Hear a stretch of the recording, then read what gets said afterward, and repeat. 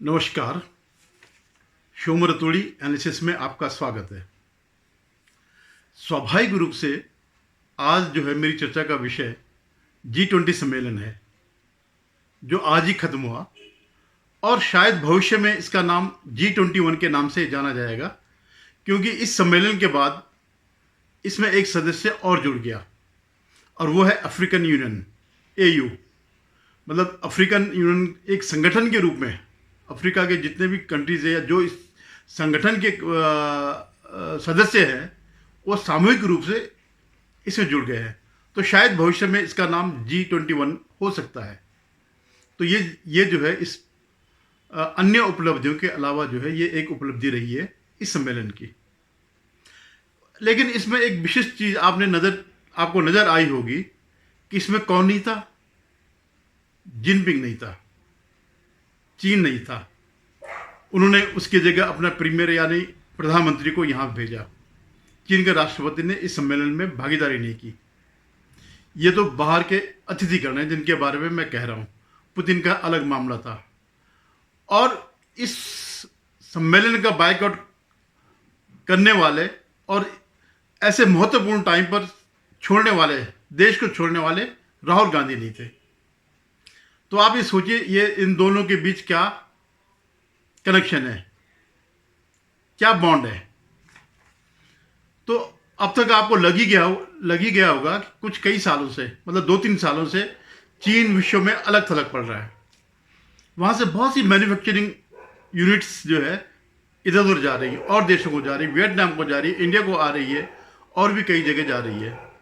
और शायद आप लोगों को पता हो ना हो, लेकिन फॉक्सकॉन करके जो सेमीकंडक्टर बनाते हैं वो फैक्ट्री भी जो है ताइवानी फैक्ट्री हो, लेकिन वो चीन से शिफ्ट होकर के या ताइवान से भारत में आ रही है। जो सेमीकंडक्टर है ये एक जो आधुनिक तकनीक है उसका बहुत बड़ा टूल है। यानी आप मशीन बना लीजिए, सब कुछ बना लीजिए, कार बना लीजिए, लेकिन उसका सारे फंक्शन जो है एक सेमीकंडक्टर में है। तो खैर ये एक बात है कि चीन जो है इस बात से परेशान है कि दुनिया के देश जो है उसका बायकॉट कर रहे हैं और उसके पीछे स्पष्ट कारण है। एक तो कोरोना था ही था, और दूसरा जो उसकी विस्तारवादी नीतियां हैं, जिस तरह पूरे साउथ एशिया में, साउथ चाइना में वो अपना प्रभुत्व बढ़ा रहा है। आसपास के जितने भी उस क्षेत्र में जितने भी कंट्रीज हैं उनको धमका रहा। तो उसे देखते हुए वर्ल्ड तो समझता है इस बात को। अभी तक तो ये था क्योंकि सारे के सारे चीन पर निर्भर हो रखे थे, चाहे यूरोपियन यूनियन हो, अमेरिका हो, ब्रिटेन हो, जितने भी डेवलप्ड कंट्रीज हैं वो मैन्युफैक्चरिंग पर चीन पर डिपेंड कर चुके थे। अब उनको विकल्प मिल रहा है, जिसमें उस विकल्प में एक भारत भी है। तो ये दर्द सबसे बड़ा किसका है? चीन का दर्द है। और इस दर्द को कौन बांट रहा है? भारत से राहुल गांधी इस समय यूरोप की यात्रा पर है। जब भारत में इतना बड़ा महोत्सव हो रहा था, एक वर्षों बाद ऐसा भव्य आयोजन किया गया, भारत की एक साख बनी, तो राहुल गांधी वहां पर चीन की बैटिंग कर रहा था, चीन के लिए बैटिंग कर रहा था कि जो सुविधाएं चीन के पास है मैन्युफैक्चरिंग की, वो कहीं नहीं है और हमारे यहाँ भी नहीं है। तो अगर आपके यहाँ नहीं है तो इसके लिए दोषी आप हैं, क्योंकि आपने अपने 10 साल के शासनकाल में पूर्णतया चीन पर आपकी निर्भरता बढ़ गई। इन 10 वर्षों में बड़ा परिवर्तन आ गया और यही डर चीन को भी है, जिनपिंग को भी है, राहुल गांधी को भी है। आप अभी उनका एक ट्वीट देखिए, उन्होंने उसमें क्या कहा है एक प्रेस कॉन्फ्रेंस में। तो उनके 2 मकसद हैं। एक तो भारत के खिलाफ माहौल पैदा करना, जैसे वहाँ पर फ्रांस 24 करके एक मीडिया है, जैसे यहाँ पर आप समझ लो पहले एनडीटीवी था, या अब प्रिंट वाला वायर है, या ये रवीश और पुण्य पोषण वाजपेयी टाइप के लोग हैं। तो एक तो उनके थ्रू जो है प्रोपेगेंडा करना, और दूसरा कि उसका पक्ष रखना, जिनपिंग का पक्ष रखना, चीन का पक्ष रखना। और ये क्यों हो रहा होगा वो आप सोच सकते हैं कि जो उस MOU में जो लिखा हो गया था 2008 के, जो जिनपिंग और इनके बीच, या कम्युनिस्ट पार्टी ऑफ इंडिया और ये भारत की जो कांग्रेस पार्टी है, इनके बीच जो तालमेल हुआ उसके पीछे ये था। एक उनकी प्रेस कॉन्फ्रेंस का मैं वीडियो आपको डाल रहा हूँ, आप सुन लीजिए। I've been saying in all my meetings um, that it is pretty clear that China is proposing a particular view, a particular vision of the planet, right? And they are putting on the table the idea of the Belt and Road. And one of the reasons they are able to do that is because they have become a center of global production. And this is something I told the people yesterday in the External Affairs office. But I don't see an alternative vision coming from our side. That vision requires a vision for production in a democratic environment. What the Chinese have basically shown is that it is possible to produce effectively in a coercive environment where you don't give people freedom, where you restrict their freedom, but you offer them prosperity without political freedom. And the challenge for us is, can we provide an alternative vision where we do production under democratic conditions with political and economic freedom? And I think there's a lot of cooperation that can happen between the United States, between Europe, and between us. And I think that's where a lot of our focus should go. How can we create an alternative to the Chinese production model that is a coercive production model? A competitive vision. इससे पहले मैं किसी और subject पर आऊं, मैं पहले एक इस आयोजन की, इस सम्मेलन की एक बहुत बड़ी उपलब्धि आपको बताता हूं।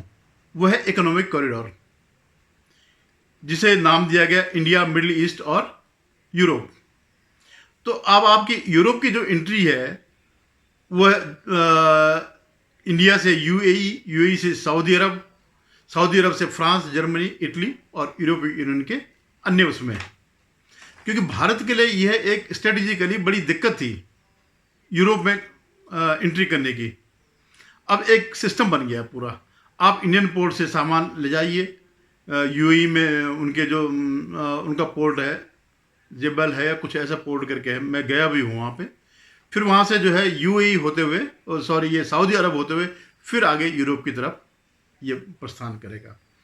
ये ऑलमोस्ट जो इसका कॉरिडोर था चाइना का, एक जो रोड एंड बेल्ट वो था उनका प्रोजेक्ट था, जिसमें चीन से लेकर के या उसके कोने से लेकर सारे इन कंट्रीज को बाई रोड जा करके और यूरोप तक पहुंचना था। यानी ऑलमोस्ट जैसे पुराना सिल्क रूट था उसी तरह से, जिसमें इन्होंने हमारा जो ऑक्युपाइड वो है एरिया अक्साई चीन, उसमें कराकोरम और ये सब शामिल है, वहाँ से इनका वो था। हालांकि चीन की विस्तारवादी नीति से और बहुत ज़्यादा लालच से ये प्रोजेक्ट खटाई पड़ गया और हज़ारों दसियों देश जो है कर्ज में डूब चुके जिन्होंने इसमें इसका साथ दिया।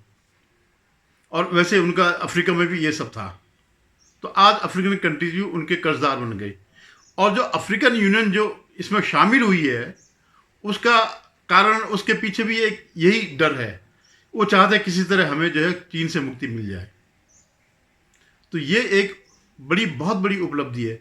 हालांकि जैसे हम सेंट्रल एशिया के लिए हम इसका पोर्ट वो कर रहे थे, जो ईरान का पोर्ट था, चाबार पोर्ट जो है, उससे हमने बनाने के वो किया, लेकिन कई साल में देख रहा हूँ सुस्त पड़ा हुआ है। वहाँ से फिर अफगानिस्तान होकर के फिर हम सेंट्रल एशिया जा रहे थे, लेकिन अब हमें बेहतर रूट ये मिल गया है अगर ये बन जाएगा, क्योंकि इसमें ये अमेरिका की वो है, इसमें अमेरिका का पैसा है और अमेरिका की सोच है और भारत की सोच है। तो ये एक हमारा व्यापार रूट बन जाएगा, बहुत बढ़िया सा व्यापार रूट बन जाएगा।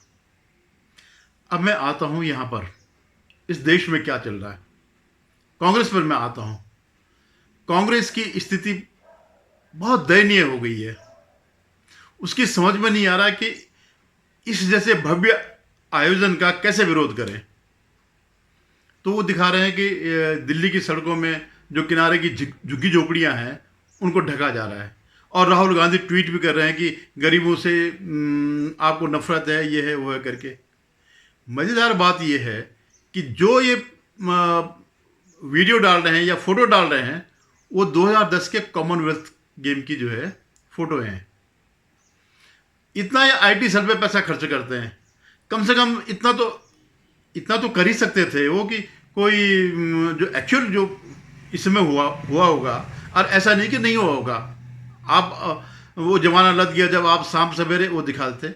हमारा देश अब बहुत आगे बढ़ चुका है, तो कुछ स्पॉट रहे होंगे, लेकिन उन्होंने इतना कष्ट नहीं किया। उन्होंने वही 2010 के जो वो थे फोटो थी या वीडियो थी वही अपलोड कर दी। तो ये इनकी मानसिक हालत खराब हो गई।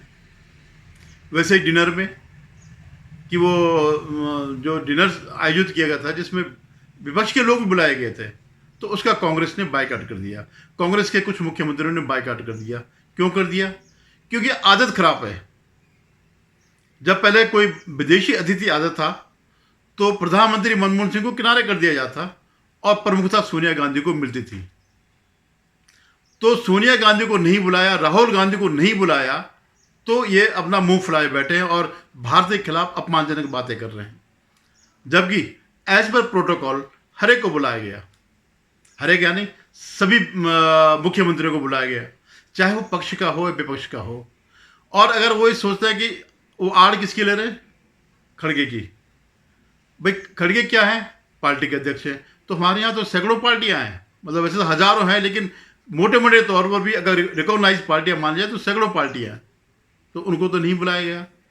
और फिर तो ऐसे तो फिर ये तो बारात बन जाती, शिव जी की बारात हो जाती, सबके सब चले आते। तो इनकी मानसिकता भी वही है, मालिकों वाली। ठीक है, उनके पास गुलाम है, मैं मानता हूँ कि वो लोग गुलामों से चलते हैं।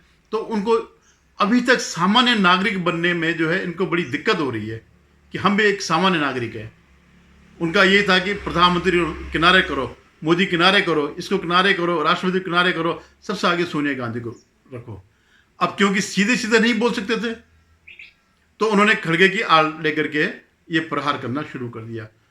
तो इतनी नीच मानसिकता, इतनी छोटी सोच है, क्योंकि जो इनका इंडी अलायंस है ये वैसे बदनाम हो गया। जो इनका गठबंधन है सनातन धर्म को लेकर के, जो दयानिधि उदयनिधि स्टालिन ने जो कहा, और उसके बाद इस अलायंस के, इस भ्रष्ट अलायंस के जो घटक दल हैं, जिस तरह से वो अपनी प्रतिक्रिया व्यक्त कर रहे हैं या उसको समर्थन दे रहे हैं, कोई विरोध नहीं कर रहा है। तो अल्टीमेटली जो मुख्य लड़ाई जो होगी वो हिंदी हार्टलैंड में होगी। और वहाँ पर अगर आप सनातन धर्म को जो है कीड़ा मकोड़ा, कुष्ठ रोग, एड्स, वायरस, इस ढंग से ये राजा और ये सब कह रहे हैं, तो ये कभी भी सामने आएगा और ये जो है इनको, इस अलायंस को ख़त्म कर देगा। किसी भी शख्स ने जो है इस अलायंस के इसके उदयनिधि मारन के, उदयनिधि स्टालिन के बारे में उसके जो उसने बयान दिया उसका खंडन नहीं किया। और ए राजा, वो जो घोटालेबाज राजा, उसका तो किसी ने भी नोटिस नहीं लिया। और आप ये नहीं कह सकते कि ये अभिव्यक्ति की स्वतंत्रता है। तो अभिव्यक्ति स्वतंत्रता केवल सनातन धर्म पर नहीं है, सभी धर्म पर है। भाई तुम इतने सुधारक हो तो बोलो, और जगह बोलो, बताओ। तुम्हारे पास्टर जो है फंसे रहते हैं ननों के साथ बलात्कार केस में, वो जो तुम्हारे जो नौटंकी करते रहते हैं कि लोगों को ठीक करने के लिए पानी वो करके या कभी यूं करके और सब जमीन पे लेटने लगते हैं, इससे बड़ी नौटंकी क्या है? तो आप ये नहीं कह सकते जो आप कह रहे हैं। तो ये स्थिति जो है मानसिक दिवालियापन पर आ गई है कांग्रेस। उसको कोई रास्ता नहीं सूझ रहा है। गाली गलौज के अलावा उनके पास कुछ नहीं रह गया। एक वो जो जयराम रमेश अनशन जो है ट्वीट करते थे, जिसका कोई अर्थ नहीं है, कोई लॉजिक नहीं है उस पर। और एक टीवी में आते हैं वो संजय झा करके, जिसको उन्होंने निकाल रखा, वो बेचारा दरवाजे पर टक टक नॉक कर रहा है माई बाप मुझे वापस लो, मुझे कांग्रेस में वापस लो, मैं इतनी गुलामी कर रहा हूँ। तो ये स्थिति जो है कांग्रेस की आई है। ये सम्मेलन बहुत से दृष्टि में महान सम्मेलन था, इसमें दो राय नहीं है। क्यों? इसमें टकराव कहीं नहीं दिखा, आत्मीयता ही दिखी। पूरे सम्मेलन में जितने भी अतिथि लोग आए थे तो वो सिर्फ एक सम्मेलन को अटेंड करने नहीं आए थे, ऐसा नहीं लग रहा था। वो भारत को देखने भी आए, भारत का कल्चर देख करके भी खुश हो रहे थे। किस तरह पूरी संस्कृति, पूरे देश को जो है एक जगह इकट्ठा कर दिया गया। सब कुछ आपको भारत की संस्कृति वहाँ पे दिखाई दी गई। तो आने वाले समय में भारत का कद बहुत बढ़ेगा। और आज दुनिया जानती है, ये चाहे कुछ भी कुछ बोले विपक्ष, लेकिन सबसे तेज अर्थव्यवस्था अगर कोई है तो भारत की है। आज सांस्कृतिक रूप से सबसे प्रबल अगर कोई धर्म है तो वो सनातन धर्म है। तो आप देखते रहिएगा। अभी तो ये इन्होंने कुछ भी नहीं किया, अभी तो पता नहीं कितना गाली गलौज करेंगे ये, और इनका कुप्रचार चलता रहता है। फ्रांस से जो है, विदेशों से जो इनके जो सोरोस फंडेड जितने भी मीडिया हैं उनसे भारत के खिलाफ प्रचार कर रहे हैं, इसके अलावा कुछ नहीं कर रहे हैं। लेकिन देश की जनता इतनी मूर्ख नहीं है, देश की जनता अब समझदार हो गई है। ये कितना ही बोले कि 2024 में मोदी जी जा रहे हैं, लेकिन 2024 में मोदी जी या बीजेपी या एनडीए इससे बड़ा बहुमत देके आएगी। धन्यवाद। अगर आपको मेरा ये वीडियो पसंद आया तो इसे लाइक करिएगा, शेयर कीजिएगा और सब्सक्राइब करिएगा।